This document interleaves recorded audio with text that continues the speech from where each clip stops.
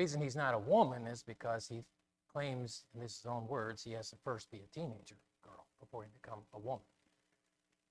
And someday he hopes to be a mother. Now, you may say, well, poor soul, misguided soul, there's a lot of those today. What's unique about him? Well, besides the fact that he has 3 million followers on TikTok,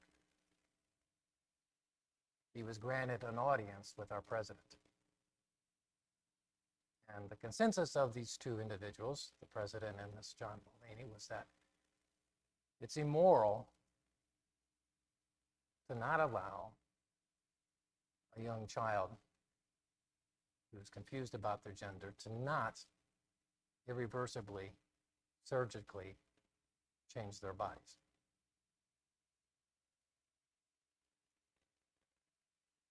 We live in an unreal world. And the question is, how do we as Christians relate to it? And when I say the world, you know, I'm not talking about mountains and continents and streams. I'm talking about the people.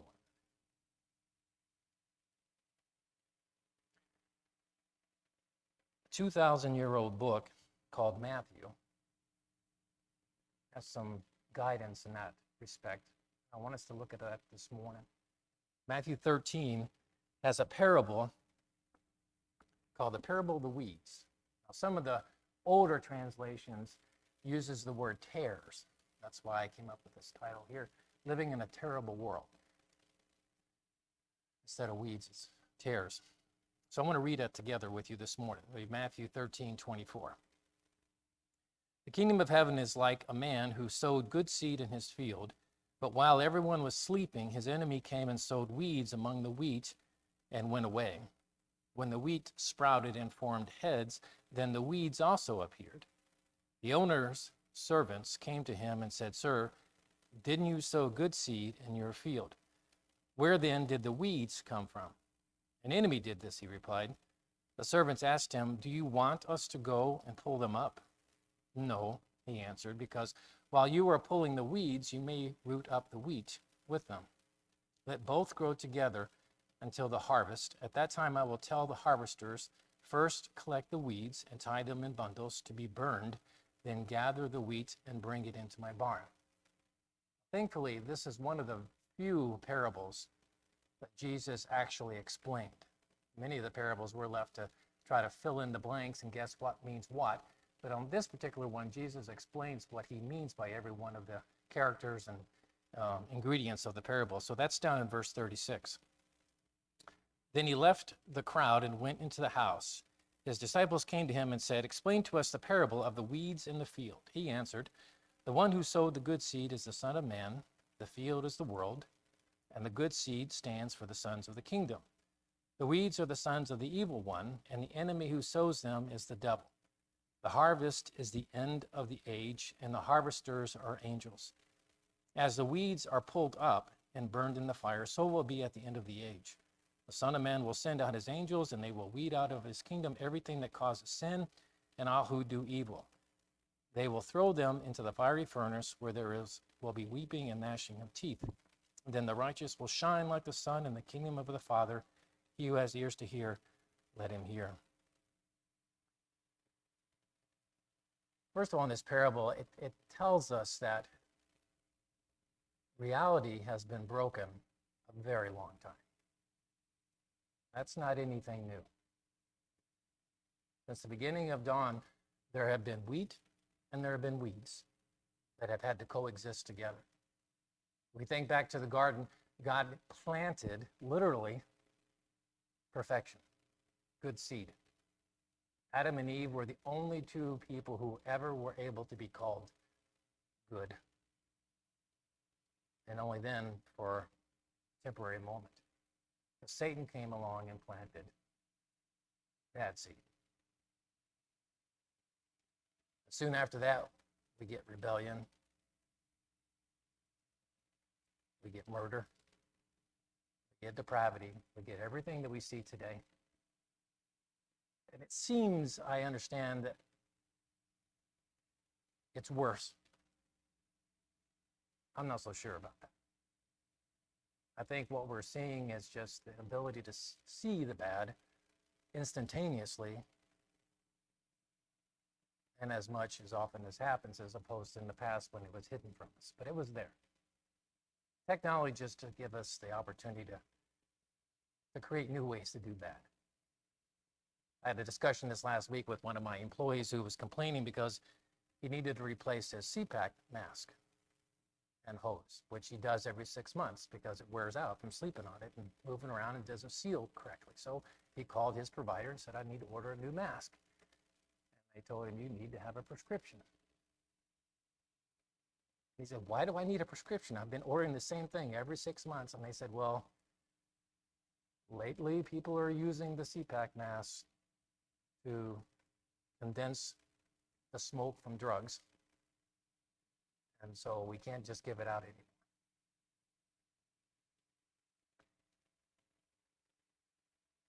It's been broke a long time. That's a new thing, but people have been smoking a long time. So why doesn't God do something about it? You ever get frustrated with God thinking, why are you allowing this to go on? The first answer is, he's going to do something. Eventually, justice will be done. Eventually, it'll all get sorted out. Eventually, those who are victimizing the innocent will pay. Just not yet. And we'll talk about another reason in just a moment why he's waiting. But make no mistake, the weeds are going to get torn. So what are we supposed to do in the meantime? What is our obligation? The servants kind of portray one alternative. Let's rip them up. Let's tear out the weeds. Let's get rid of them. Let's burn them. It's kind of like James and John in Luke chapter 9, when they were walking with Jesus among the Samaritan cities. One of them rejected Jesus, told him, don't come in here, we don't want you. James and John said, if you like, we'll call down fire from heaven, burn them all up. I so get that. I so understand that desire to burn evil up. You ever wonder why Americans will spend millions of dollars to go watch a movie where a nerd high schooler puts on a bat or a spider outfit? There are billions of dollars in Marvel Comics or James Bond. What do all these things have in common? It's the overcoming of evil. It's the good vanquishing the bad. We love that story because we want to see that happen. We want to fight back. We want justice done. We want the innocent rescued. That's part of our nature. But in that, we ended up oftentimes doing more harm than good. So why are we told to leave them? As Jesus communicates in this parable when the servants were asking, let's rip it up. The owner says, nope, we got to wait. Wait till the harvest is done, then we'll take care of things. Why is that? Well, first of all, we're not very good judges. We are very quick to dismiss people. We're very quick to write people off. We see a tattooed person and we immediately think certain things, put them in a box, We see someone post a certain belief in something, and from that belief, we assume they believe everything else that's wrong, and we write them off or condemn them or seek to rebuke them. In the botanical world, weeds are always weeds. In the spiritual world, weeds can become wheat.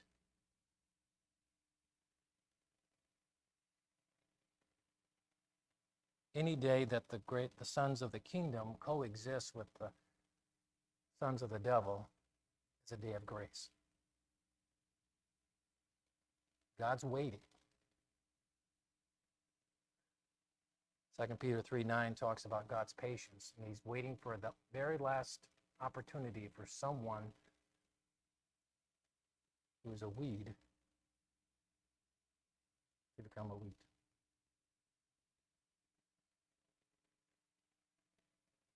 Secondly, we can cause a lot of collateral damage when we try to rip the weeds out.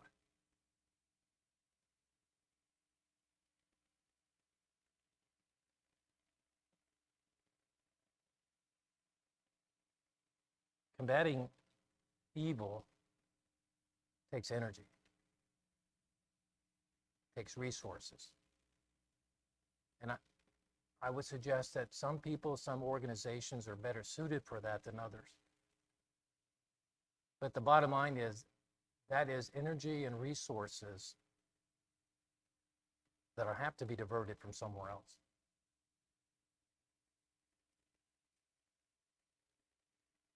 A church can be so focused on ripping weeds, it neglects the wheat.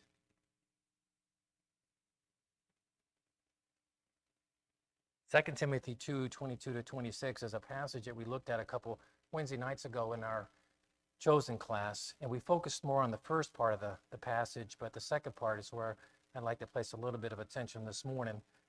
The first part of the passage says, "Flee the evil desires of youth and pursue righteous faith, love, and peace, along with those who call on the Lord out of a pure heart. Don't have anything to do with foolish and stupid arguments because you know they produce quarrels."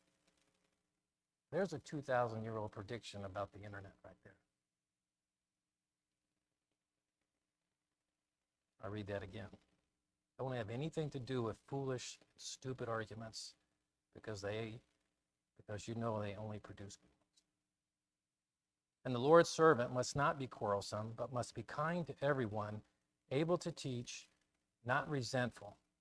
That word resentful is a difficult word because it only appears once in the New Testament. Oftentimes we get meanings of these words based upon the different contexts we find them in the New Testament. So when a word only appears once, we're kind of at a loss to figure, okay, what exactly does that word mean? Because we only have one context to try to figure out. And in this context, it doesn't provide us a lot of background. So we ended up going to extra biblical sources and look for how those outside the Bible use that word. And one of the readings or renditions of this word is not resentful, which is a good one. Also is patiently enduring evil.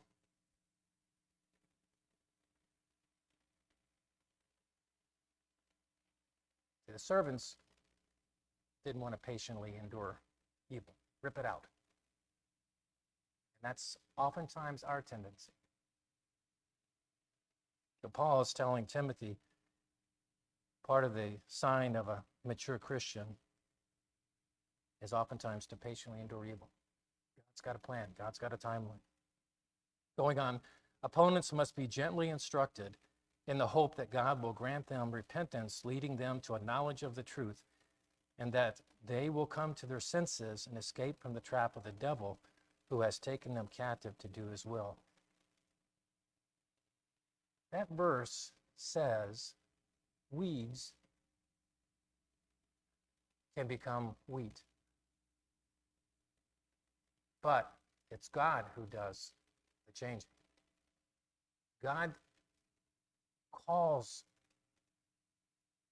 and allows the person to see truth when they haven't been able to see it before. And they have been blinded by Satan. Who's doing the unblinding? Who's doing the sight giving? Not us. God does.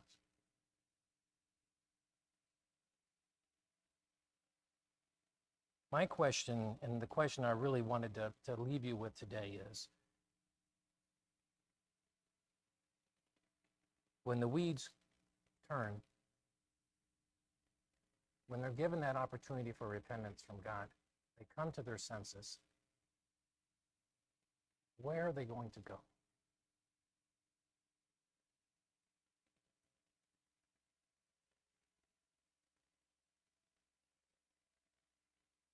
Are they going to go to the Christian who just a month ago flamed them on Facebook? Who called them out for being a pervert or a son of the devil?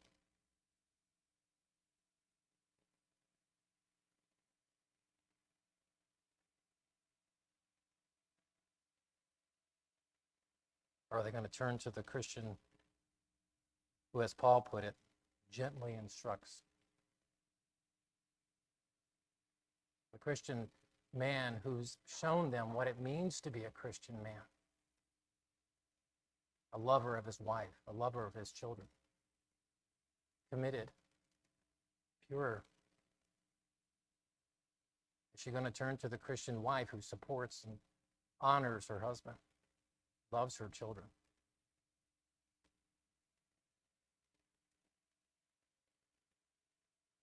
Are they going to turn to the church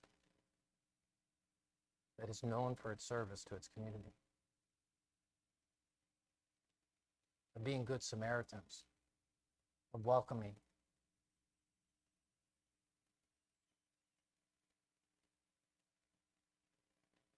On November 11th, we're going to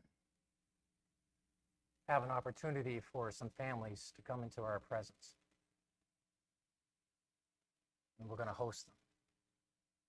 These are some families that have dedicated their time and their money and their energies to taking in children from broken homes. I don't know how many of these families are wheat, how many of them are weeds.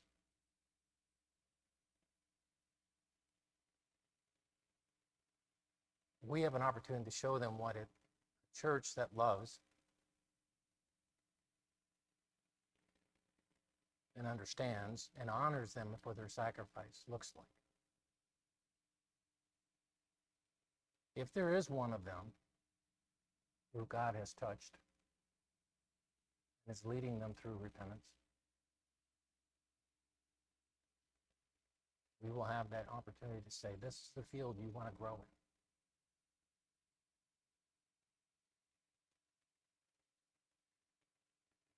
We have to choose whether we are going to be servants who will pull weeds or servants who grow wheat.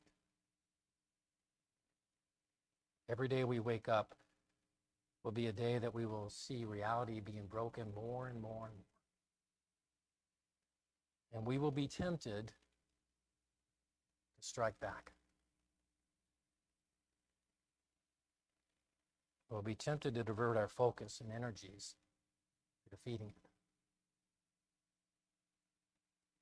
But it will also be a day that God has delayed coming, a day of grace, given to us for the purpose of welcoming those seeking to transform from weeds to wheat. I would like to encourage us to choose to be that kind of church. Thank you. Let's stand and sing.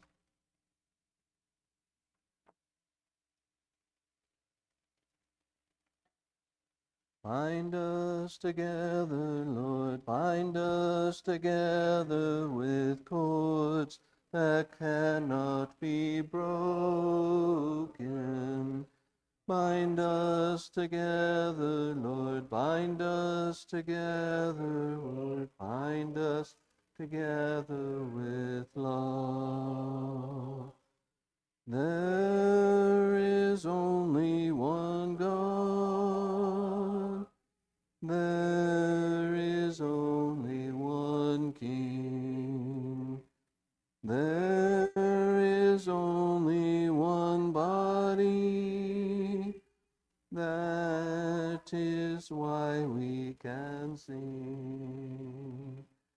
Bind us together, Lord, bind us together, Lord, with cords that cannot be broken. Bind us together, Lord, bind us together, Lord, bind us together in love. Please be seated.